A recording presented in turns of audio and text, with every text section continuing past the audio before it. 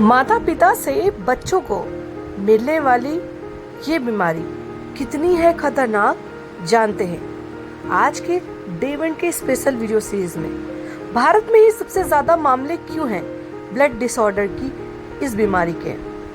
ये बीमारी बच्चों के जीवन के लिए कितनी ज्यादा घातक सिद्ध होती है और परिवार वालों के लिए कितनी ज्यादा असहनीय पीड़ादायक होती है।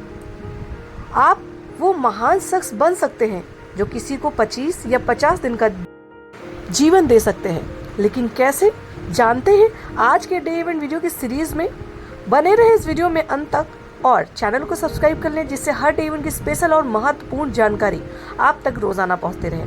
आज का ये वीडियो समाज के लिए जागरूकता का बहुत बड़ा मुद्दा है। न जाने लाखों बच्चे मौत के मुंह में चले जाते हैं हमारी और आपकी एक लापरवाही के कारण।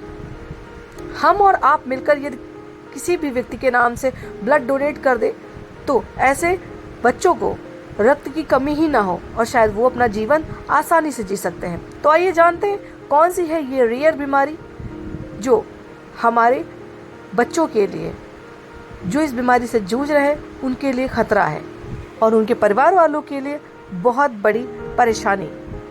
अगर हम उनकी परेशानी कुछ कम कर सकते हैं तो ये प्रयास हमें ज़रूर करना चाहिए। तो आइए जानते हैं इस दिवस को कब और कैसे मनाया गया। इस दिवस को मनाए जाने के पीछे क्या उद्देश्य है, क्या हम और आप मिलकर उस उद्देश्य को सफल कर सकते हैं। अगर आप भी किसी को 25 या 50 दिन का जीवन दान देना चाहते हैं, अगर आप भी चाहते हैं कि कोई आपकी वजह से अपनी जिंदगी के कुछ दिन और जी ले, तो आज का ये दिवस आपको जरूर सेलिब्रेट करना चाहिए। आज के दिवस के बारे में आपको ये जानकारी जरूर रखनी चाहिए कि आप किसी के जीवन के लिए 25 और 30 दिन दे सकते हैं दान में। वो कैसे कर सकते हैं आप ऐसा, और आज कौन सा वो दिवस है जिसके बारे में मैं आपको जानकारी देने वाली हूँ। मैं social activist advocate Tejaswini Gupta GDF live में हर दिन कुछ खास कहता है, कुछ नया सीखने का यही मौका है। मैं आज के दिन हम जो नया सीखने वाले हैं उस दिवस के बारे में जानने वाले हैं। वो अपने आप में सामाजिक रूप से बहुत बड़ी चुनौती भी है और हमारे आपके लिए एक महत्वपूर्ण जिम्मेदारी भी। जी हाँ, आज के दिन सेलिब्रेट कर रहे हैं वर्ल्ड थैलेसीमिया डे, जो कि 8 मई को सेलिब्रेट किया जाता है। थैलेसीमिया एक ऐसी बीमारी है जिसमें जिस मरीज को ये बीमारी लग जाती है उसके जीवन में रक्त कभी पूरा ही नहीं पड़ता। जी हाँ, उसके शरीर में रक्त बनता नहीं है और जितना भी रक्त उसे चढ़ाया जाता है धीरे धीरे वो रक्त उसके शरीर से भी खत्म हो जाता है और फिर उसे नया रक्त की आवश्यकता पड़ती है। उसके जीवन में इस तरीके की विकट समस्या कैसे उत्पन्न हो जाती है, कैसे थैलेसीमिया जैसी बीमारी लोगों को अपना शिकार बना चुकी है और किन कठिन परिस्थितियों के साथ ऐसे मरीज अपना जीवन यापन करते हैं। ये बीमारी बचपन से ही छोटे बच्चों को हो जाती है और उनका जीवन इतना कष्टमय हो जाता है कि जिसकी कल्पना भी करना हमारे आपकी बस में नहीं है। ये सिर्फ उन्हीं के परिवार वाले जान सकते हैं जो ऐसे बच्चों की परवरिश कर रहे हैं। हमारी आपकी एक कोशिश उनकी मदद कर सकती है यदि हम साल में 2 या 3 बार थैलेसीमिया के बच्चों के लिए रक्तदान करें।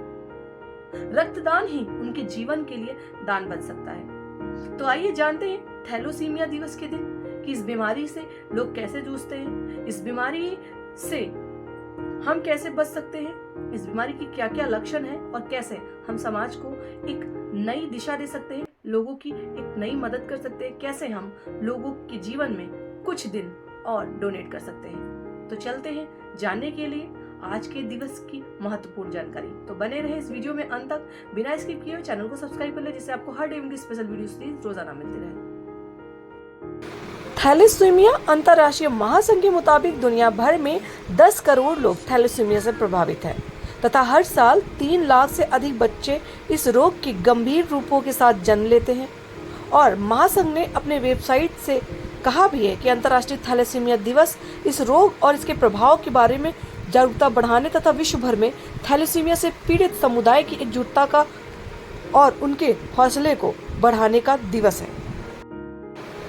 थैलेसीमिया अंतर्राष्ट्रीय महासंघ के मुताबिक दुनिया में 10 करोड़ लोग थैलेसीमिया से प्रभावित हैं।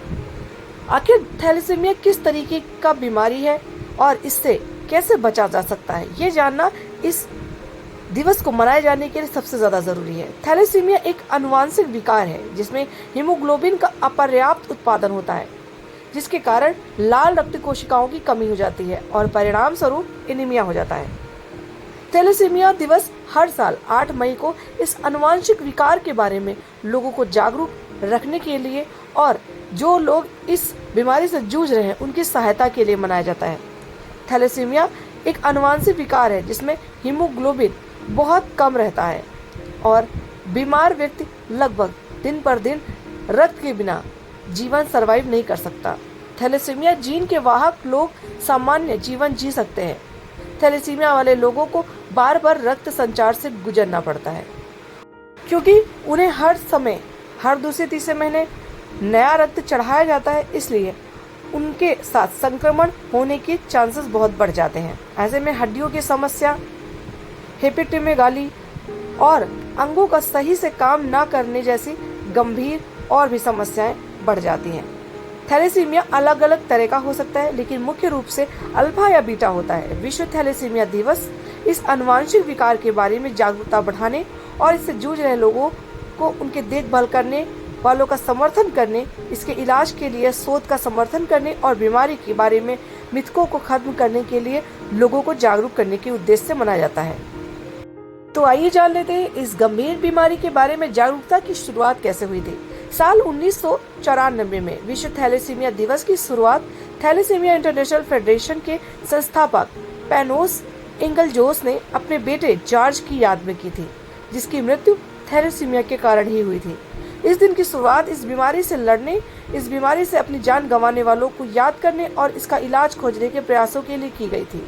ये आम जनता, सार्वजनिक प्राधिकरणों, स्वास्थ्य सेवा पेशेवरों और उद्योग प्रतिनिधियों को एक साथ लाने का भी प्रयास करती है ताकि बीमार व्यक्ति के प्रबंधन में, उसके जीवन को सुचारू रूप से संचालित करने में और उपचार के बारे में लोगों को जागरूक किया जा सके। हीमोग्लोबिन, इलेक्ट्रोफोरेसिस और डीएनए विश्लेषण जैसे जांच थैलेसीमिया के प्रकार और गंभीरता की पुष्टि करते हैं।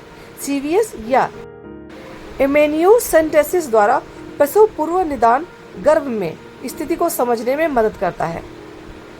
प्री इम्प्लांटेशन जेनेटिक टेस्टिंग, जिसमें भ्रूण की जांच की जा सकती है और स्वस्थ भ्रूण को प्रत्यारोपित भी किया जा सकता है। थैलेसीमिया अंतर्राष्ट्रीय महासंघ ने अपने वेबसाइट के हवाले से कहा है कि उनका काम है कि यह सुनिश्चित किया जाए कि थैलेसीमिया से पीड़ित सभी लोगों को, चाहे उनका स्थान या आर्थिक परिस्थिति कैसे भी हो, कुछ भी हो, सटीक निदान और वर्तमान और भविष्य में उपचार और संपूर्ण देखभाल तक उन्हें मदद मिल सके, उन तक वो सारी चीजें मुहैया कराई जा सके जिससे कि उनका जीवन थोड़ा सा आसान हो जाए।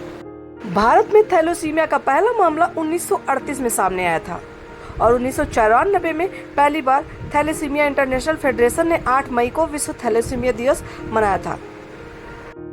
अगर बात करें तो हमारे हिंदुस्तान में शादी के पहले कुंडली मिलान होता है, लेकिन यदि कुंडली मिलान के साथ साथ अगर हम अपने रक्त का परीक्षण और अन्य तरीके की डिसऑर्डर की जांच करा ले तो शायद आनुवंशिक विकार हमारे आने वाली पीढ़ियों को सौगात के रूप में ना मिले और हम पहले से ही अलर्ट रहें और ऐसी चीजें, ऐसी कष्टदायक स्थिति हमारे सामने ना आए, क्योंकि ये बीमारी सामान्यतः माता पिता से बच्चों में पहुंचती है।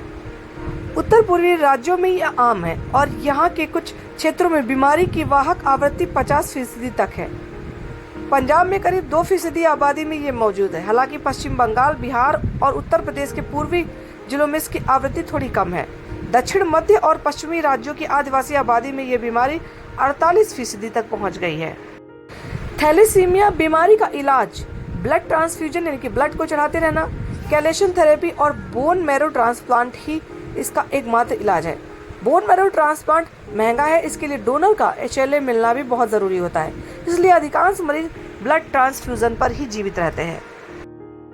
थैलेसीमिया ग्रस्त बच्चों के शरीर में आयरन की मात्रा बढ़ जाती है। आयरन बढ़ने से लीवर, हृदय पर बहुत गहरा दुष्प्रभाव होने लगता है। हालांकि आयरन की मात्रा को नियंत्रित करने के लिए डॉक्टर कुछ न कुछ दवाएं देते रहते हैं जिससे कि आयरन की मात्रा कंट्रोल रहती है। मेजर थैलेसीमिया जन्म के साथ ही शुरू हो जाता है, जिसमें बार बार रक्त चढ़ाने की जरूरत पड़ती है। कई बार इन रोगियों में हेपेटाइटिस या फिर HIV भी मिलता है। यह ब्लड ट्रांसफ्यूजन की वजह से हो सकता है। अगर बात पैसे खर्च करने की जाए तो 50 साल जिंदा रहने के लिए एक थैलेसीमिया मरीज पर लगभग 1 करोड़ रुपए का खर्च हो जाता है। राष्ट्रीय स्वास्थ्य मिशन की रिपोर्ट में थैलेसीमिया रोगी पर कितना खर्च हो सकता है, इसका आकलन बताया गया है। यह आकलन 10 वर्ष पहले तक का ही है, यानी वर्तमान में कई गुना बढ़ भी गया होगा। रिपोर्ट के मुताबिक अगर एक थैलेसीमिया मेजर ग्रस्त बच्चा 30 किलो वजन का है तो उसे ब्लड ट्रांसफ्यूजन और आयरन के मैनेजमेंट के लिए लगभग साल में 2 लाख रुपए खर्च करने होते हैं, यानी कि 50 वर्ष जीवित रहने के लिए लगभग 1 करोड़ रुपए आपको खर्च करने होंगे।